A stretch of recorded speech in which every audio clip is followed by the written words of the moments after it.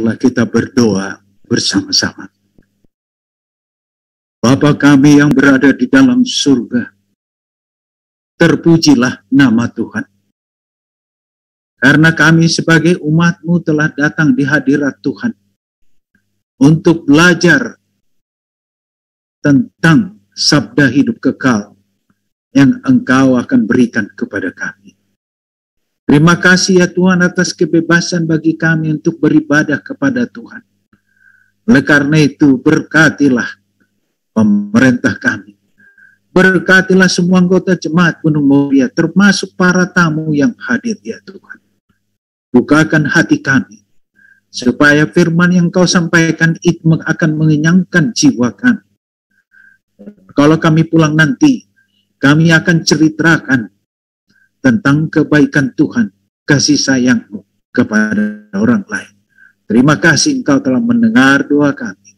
Di dalam nama Yesus kami persembahkan. Amin.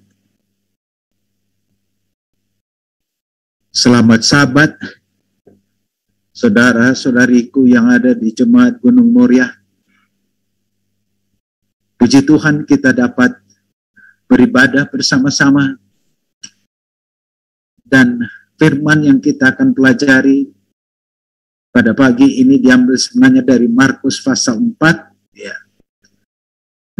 Ayat yaitu 35 hingga ayat 40. Nah, judul renungan kita adalah kapal yang tidak akan tenggelam. Itulah judul renungan kita pada saat ini. Kapal yang tak bisa ditenggelamkan. Kalau bahasa Inggrisnya bilang the unsinkable ship. Itu adalah kapal Titanic.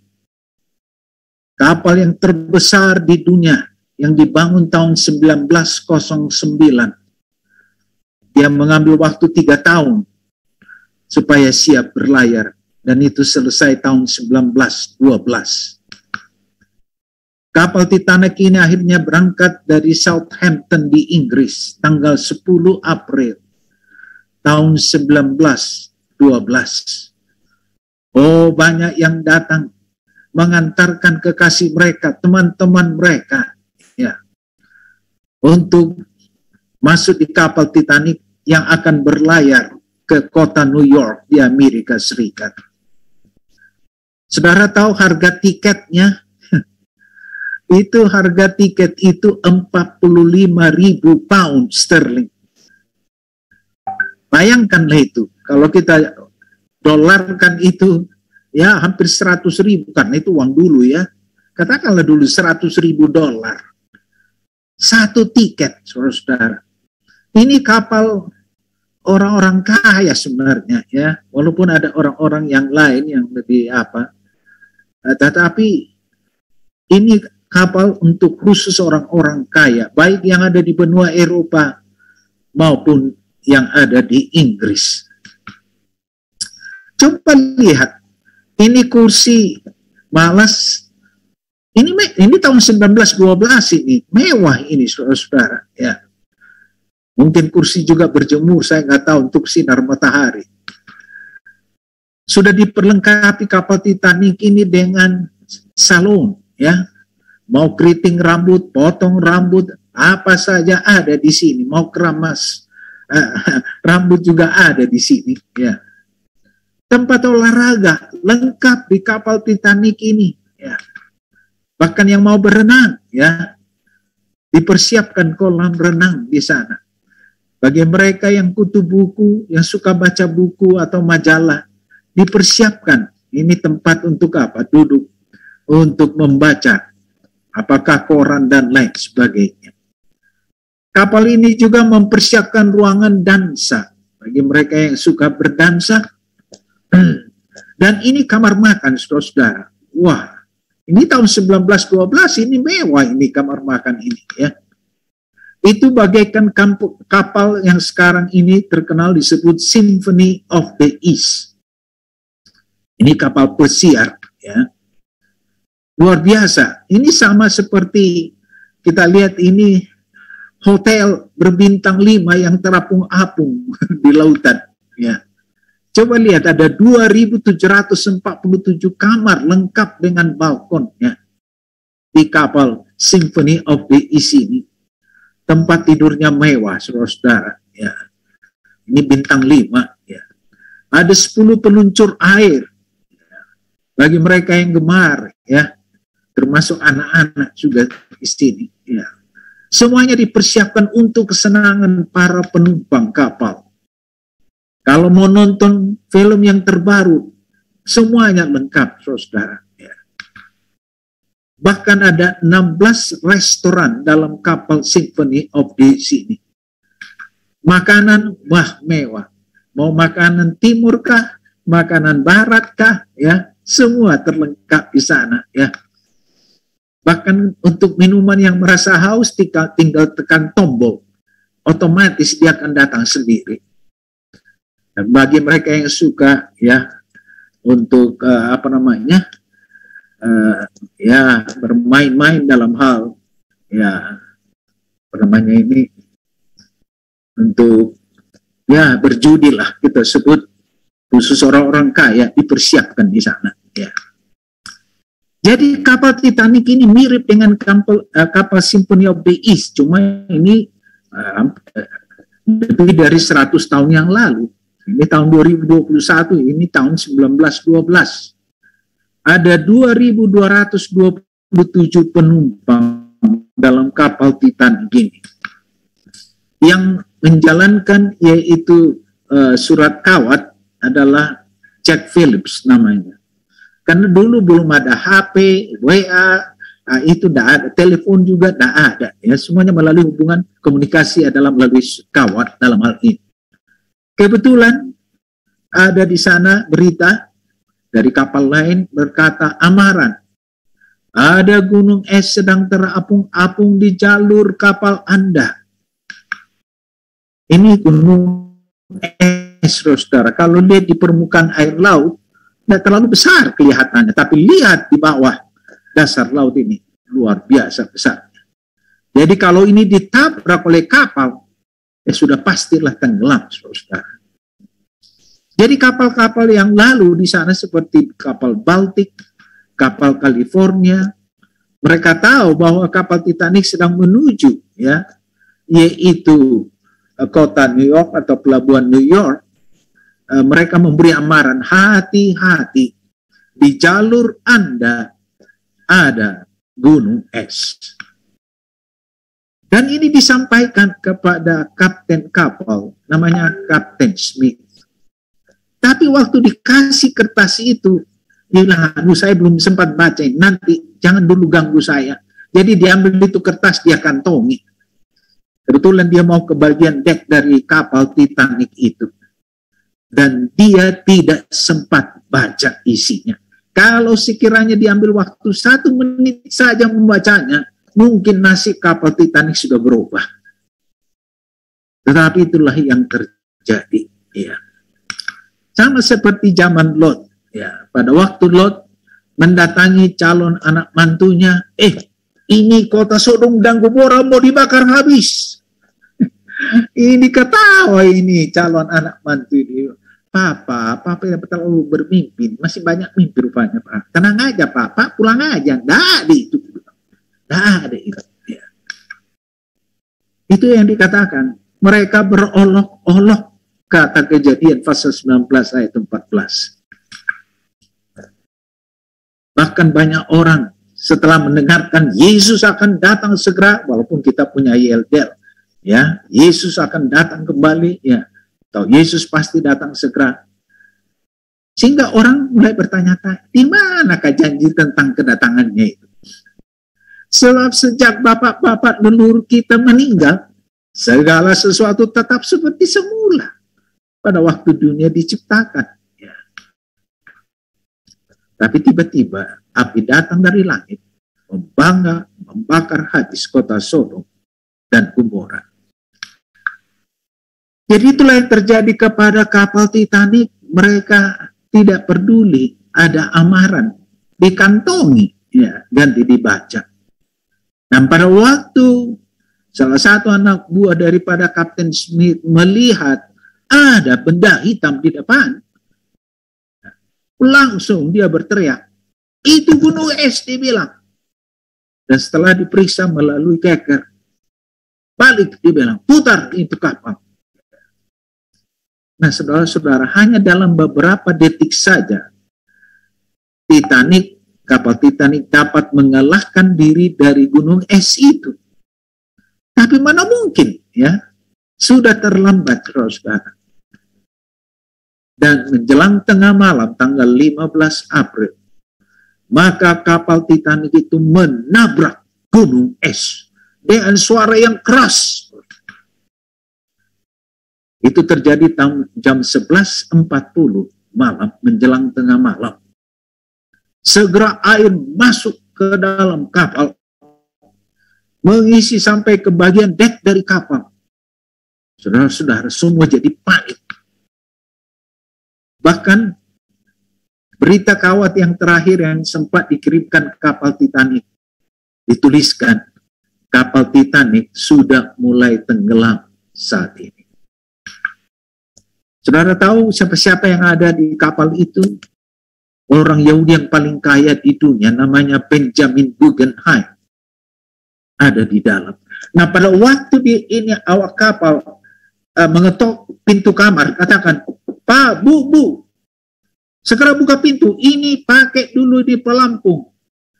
Yang lain lagi sibuk, ya, pakai pakaian dansa, pakaian yang formal. Nanti aja lah, nanti ya, kasih masuk aja. Padahal orang-orang kaya luar biasa ini, orang bilioner. John Jacob Astor termasuk di dalamnya. Margaret Brown, orang-orang terkenal di dunia. Tapi mereka hanya taruh itu apa? Kain pelampung. Ganti segera memasangnya. Yang lain sempat masuk ke dalam kapal Skoci. Kapal Skoci ini telah disediakan oleh kapal Titanic, tapi dalam keadaan jumlah terbatas. Hanya 60 orang bisa masuk di dalamnya. Dan air di lautan Atlantik ini sangat dingin, itu kayak air es. Kesalahan lagi yang dibuat oleh kapal Titanic ialah ganti kirim tanda SOS, ya, Save Our Soul. Justru mereka kirimkan kabar ucapan selamat. Apa enggak terbalik ya? Ganti bilang, tolong kami dalam keadaan bahaya. Ucapan selamat. Ya, enggak tahu bagaimana mereka ketik itu atau lakukan itu.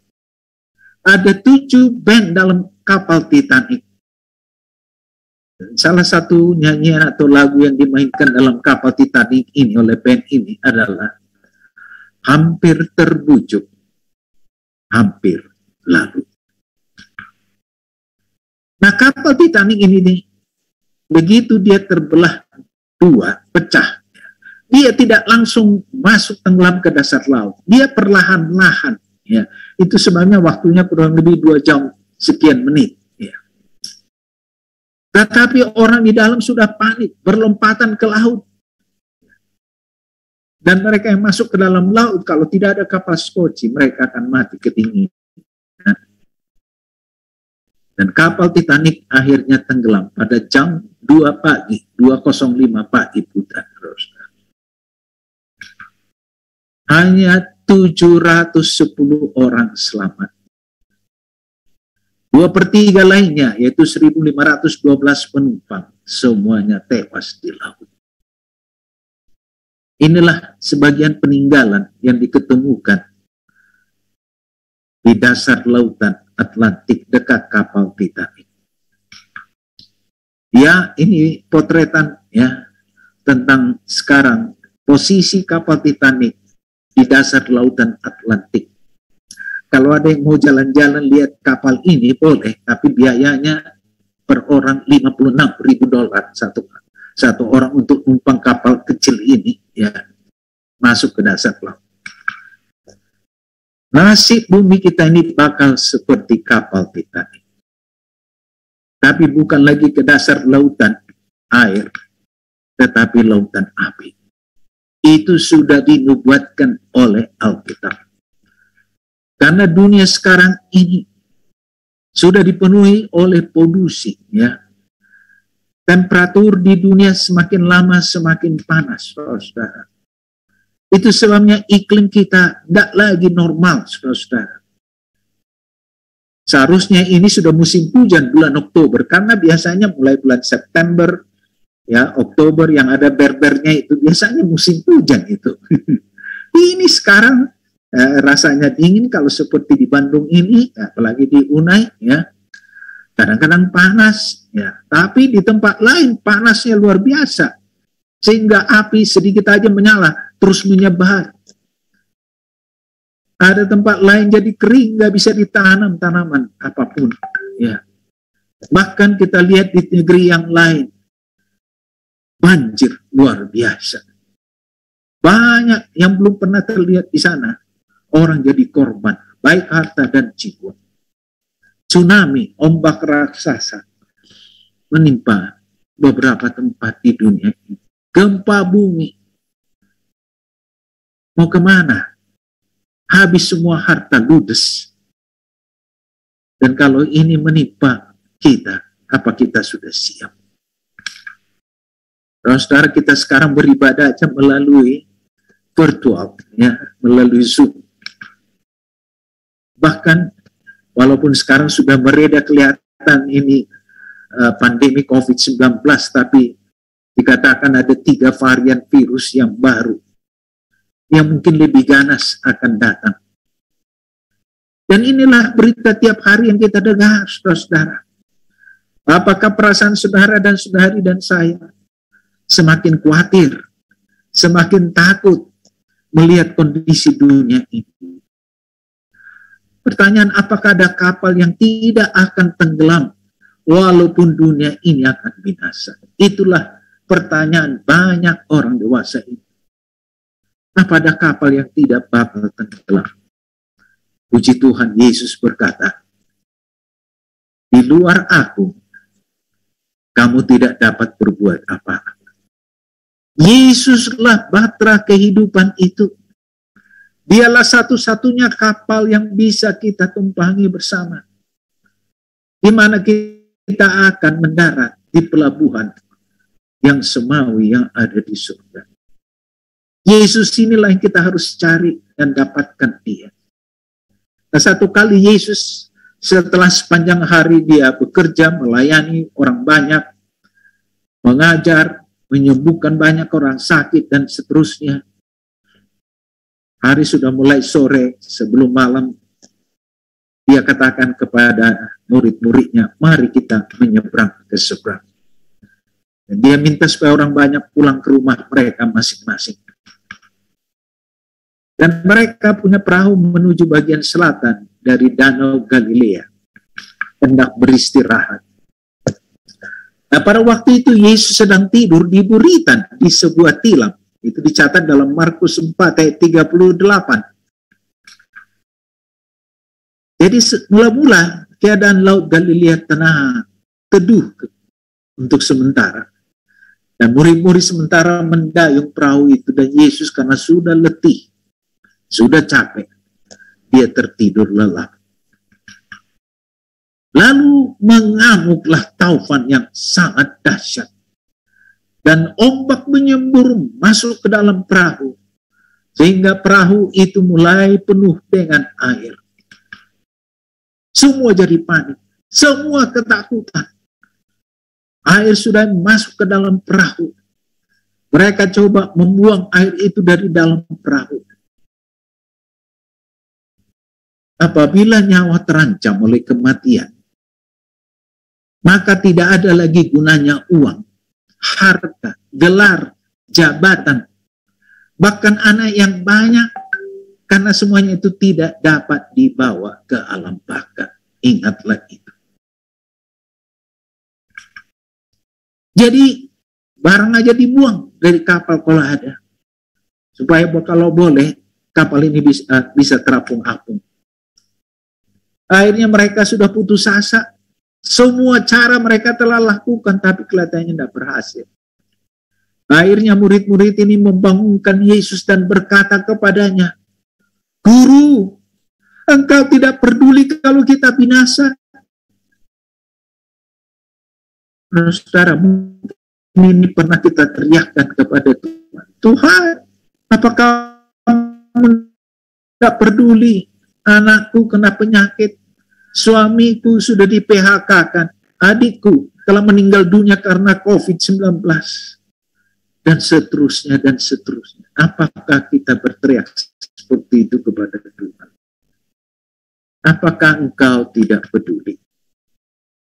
Dan Yesus sepertinya tidak mendengar kelihatannya, karena dia semakin tidur lelap, saudara. Rasanya dia seperti dibuai, ya, di dalam tempat tidur seorang bayi, ya, di ayun-ayun begitu. Karena angin ini membuat lebih enak tidurnya sebenarnya, ya. Murid-murid merasa kebingungan melihat Yesus dapat tidur dengan lelap di tengah-tengah angin tofan yang sangat berbahaya itu. Akhirnya Yesus bangun. Mendengar teriakan murid-muridnya, dia segera berdiri di atas dek kapal sambil mengangkat kedua lengan tangannya tinggi-tinggi dan berkata kepada danau itu, "Diam, tenanglah."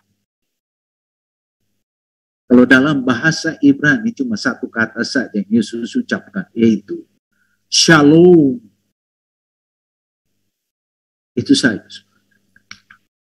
Lalu angin itu reda, kata Markus 4 ayat 39. Dan danau itu menjadi teduh sekali. Luar biasa. Dalam sekejap saja, danau yang tadi begitu berbahaya, sekarang teduh kembali. Lalu Yesus berkata kepada mereka, "Mengapa kamu begitu takut? Mengapa kamu tidak percaya?" Ini pertanyaannya kepada kita semua pada siang hari ini. Apakah ada di antara kita yang takut sekarang menghadapi pandemi ini? Mungkin sebagian kita kehilangan pekerjaan. Mungkin anak-anak kita sudah lolos, sudah mendapatkan gelar dari universitas tapi suka dapat pekerjaan bebas hari Sabat. Atau mungkin ada keluarga kita yang lagi menderita penyakit yang dokter sudah vonis tidak akan sembuh. Pertanyaan, apakah kita sudah takut? Mengapa kamu tidak percaya? Saudaraku, selama ada Yesus dalam perahu, tidak ada yang perlu kita takutin. Tidak ada yang perlu kita khawatirkan. Tapi murid-murid lupa ada Yesus di samping mereka. Mereka tidak sadar bahwa pencipta alam sekalian, dia adalah penebus manusia, ada di samping mereka. Tapi justru mereka berteriak, "Apakah engkau tidak peduli?" Pertanyaan yang sama yang Yesus tanyakan kepada murid-muridnya 2000 tahun yang lalu sekarang ditanyakan, "Mengapa kamu begitu takut?" Ini dia, saudara.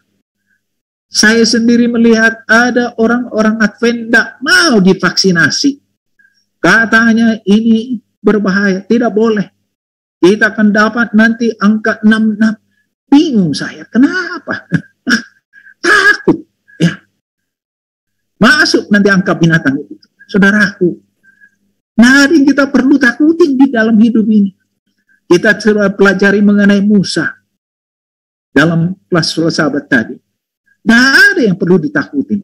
Kenapa? Karena Tuhan ada beserta umatnya. Oleh karena itu pelajaran nomor 1, angin topan pasti akan datang dalam bentuk yang beraneka ragam. Ingat itu. Kita tidak lepas dari angin topan. Lambat atau cepat dia akan datang. Mungkin anak-anak kita sebagian tidak bisa sempat memperoleh wisuda. Atau anak-anak muda kita. Yang lain susah cari kerja. Yang lain gajinya dipotong oleh karena pandemi. Yang lain pensiun, saudara-saudara. Takut kalau gajinya langsung menciut, Bagaimana mau hidup dengan pensiun yang kecil itu? Yang lain telah di-PHK-kan. Gimana mau menghidupi keluarga? Yang lain mungkin sedang menderita penyakit jantung atau penyakit yang berbahaya lainnya. Bahkan COVID, saudara. Ya. Ini dia. 2 bulan yang lalu adik saya, laki-laki satu-satunya, telah meninggal dunia karena COVID. Yang lain cuci darah mungkin 2-3 kali seminggu. Inilah yang membuat kita takut, khawatir apa yang akan terjadi. Yang lain menjalani kemo sehingga kepala pun sampai botak, ya. Rambut hilang, saudara-saudara. Bahkan kekasih kita ada yang mendahului kita. Apakah iman kita semakin kuat dalam menghadapi cobaan ini? Apabila kita ditimpa angin tofan, apakah kita katakan, Tuhan, terpujilah namamu? Atau kita katakan, Tuhan, apakah engkau peduli? Yang mana ini? Oleh karena itu, saudara-saudara, apabila angin topan kehidupan datang menimpa kita, bukan berarti Allah tidak mengasihi kita. Bukan berarti Allah sedang marah sama kita, atau Ia sedang menghukum kita karena dosa-dosa yang kita telah lakukan. Tidak, saudara. Karena kita melihat juga ada hamba-hamba Tuhan seperti Elia. Diancam oleh seorang wanita namanya Yezebel. Langsung dia lari.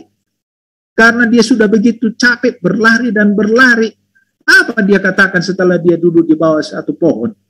Dia bilang, Tuhan, sudah cukup. Sekarang ya Tuhan, ambillah nyawaku. Sebab aku ini tidak lebih baik daripada nenek moyangku. Pernahkah saudara ucapkan kalimat ini? Tuhan, lebih baik saya mati sekarang. Saya nggak tahan menghadapi masalah, problema di rumah tangga ini. Apa begitu? Para ahli stress management menemukan bahwa sebenarnya hanya 2% dari yang dikhawatirkan itu benar-benar, ya, perlu dikhawatirkan. Hanya 2%, ya. Karena ternyata 40% digunakan akan perkara-perkara yang bakal tidak akan terjadi. Kita khawatir nanti kalau mati gimana, kalau ini terjadi gimana, itu 40%. 35% digunakan untuk hal-hal yang kita sendiri nggak bisa rubah atau gantikan. 15% digunakan untuk mengkhawatirkan hal-hal yang kenyataannya lebih baik daripada yang diharapkan. Ya. Dan 8% digunakan untuk perkara-perkara sepele yang tidak ada pengaruhnya dalam hidup kita. Jadi sebenarnya hanya 2%. Kenapa kita takut? Ya. Itu soalnya Petrus katakan, saudara-saudara yang kekasih, janganlah kamu heran akan nyala api siksaan yang datang kepadamu sebagai ujian. Seolah-olah ada sesuatu yang luar biasa terjadi atas kamu.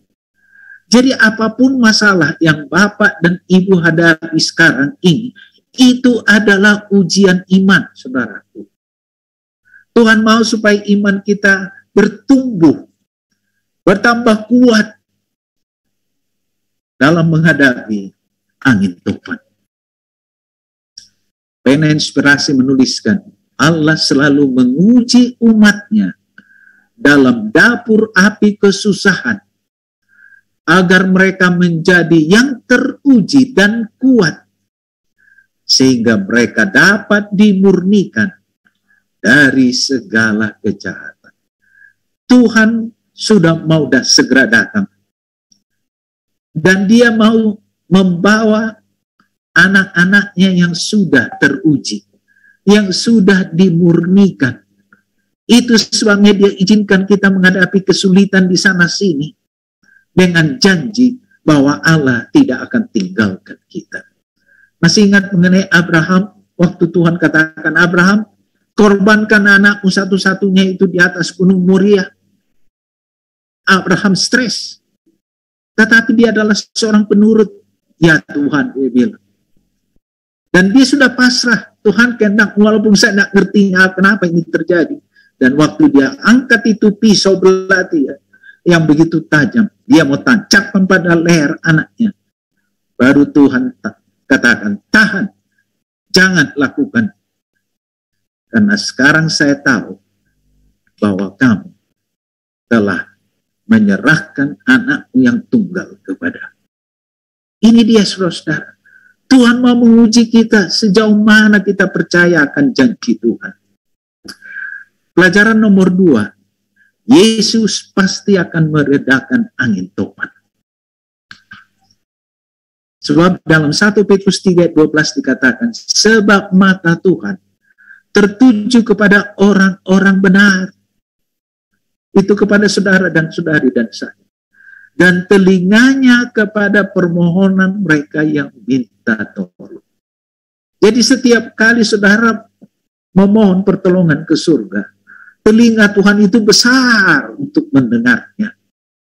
Puji Tuhan, ada Allah yang kita sembah, yang mengasihi kita. Itu soalnya penulis Mazmur 65 ayat 8 katakan, engkau yang meredakan deru lautan, deru gelombang-gelombangnya, dan kegemparan bangsa. Kalau dunia penuh ketakutan, maka kita sebagai umat Tuhan akan katakan, puji Tuhan, haleluya. Berarti Yesus sudah akan datang segera. Itu maksudnya, saudara. Dan pelajaran nomor 3, pastikanlah Yesus berada dalam bahtera kehidupan. Itu yang paling penting. Ambil waktu berdoa sendirian dengan Tuhan. Tidak cukup penunggu pagi, penunggu malam. Tidak cukup hanya datang di gereja. Saudara sisihkan waktu kepada Yesus. Baca Alkitab tiap hari, ya. Berdoa, bermeditasi kepadanya. Bahkan dalam Matius 26:40 Yesus katakan, bisakah kamu berjaga-jaga dengan aku 1 jam lamanya? Yesus memohon, tolong kasih waktumu dari 24 jam. Masa kamu nggak bisa sisihkan 1 jam untuk saya? Itu yang Yesus minta. Dan kalau kita bisa utamakan Yesus dalam hidup kita, kita mempunyai waktu berdoa sendirian, doa rahasia. Katanya Nyonya White, ya. Sendirian dengan Tuhan, entah jam berapa Tuhan tahu jam berapa yang saudara sudah asingkan itu. Lakukanlah itu. Inilah yang membuat Yesus menjadi bahtera kehidupan kita. Dan tentu kalau bersama keluarga, kita akan beribadah bersama-sama. Ini dia, saudara-saudara. Tidak heran dikatakan oleh Penelope Inspirasi, rumah tangga di mana Allah tidak disembah adalah seperti kapal yang tidak mempunyai nakoda atau kemudi. Badai akan memukulnya dan menghempaskan serta bahaya sedang mengancam semua orang yang ada di dalamnya dan dapat menjadi korban. Saudaraku, walaupun kita berada di tengah-tengah pandemi ini, jangan lupa kita tetap adakan penunggu pagi, penunggu malam dalam rumah tangga kita. Karena dikatakan kalau kita tidak ambil waktu itu, kita bagaikan kapal yang tidak punya nakoda atau kemudi. Ini dia. Dan kalau kita sekarang beribadah melalui Zoom, biarlah kita sikap kita seperti kita ada di dalam gereja. Ya. Ini dia. Supaya kehadiran Tuhan selalu bersama kita. Yesus rindu mau menolong masing-masing anaknya. Itu soalnya Yesus katakan, jikalau kamu tinggal di dalam aku, dan firmanku tinggal di dalam kamu, mintalah apa saja yang kamu kehendaki, dan kamu akan menerima. Pegang janji Tuhan ini. Dalam Yohanes 15 ayat 7. Bahkan dikatakan, serahkanlah segala kekhawatiranmu kepadanya, sebab ia yang memelihara kamu. Coba lihat ini burung kecil. Dia tahu Tuhan akan pelihara dia, walaupun di belakangnya sudah ada seekor ular siap mau memangsanya. Tetapi Tuhan akan pelihara dia. Kita lebih berharga dari burung pipit, kata Yesus. Itu sebabnya hamba Tuhan memberi, yaitu nasihat kepada kita. Kita tidak perlu takut menghadapi masa depan, kecuali kita melupakan apa yang Allah telah lakukan di masa yang silam. Oleh karena itu, saudaraku, Kapten Agung keselamatan kita telah mengalahkan musuh demi kepentingan kita, agar melalui Dia kita dapat mengalahkannya jika kita mau, demi keperluan kita. Kapten kita adalah Yesus Kristus. Jangan lepaskan Dia, karena kita pasti akan tiba di seberang dengan pertolongan Tuhan. Semoga Tuhan memberkati umatnya di Jemaat Muria, termasuk para tamu kami yang hadir. Inilah doa dan harapan saya.